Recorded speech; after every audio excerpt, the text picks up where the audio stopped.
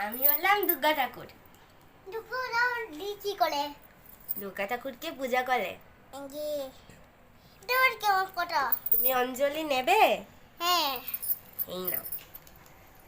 আজুর করো, আজুর করে এরকম রাখো।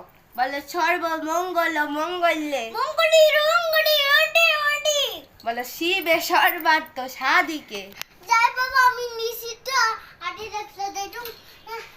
ফুলটা আমার পায়ে দিয়ে যাও।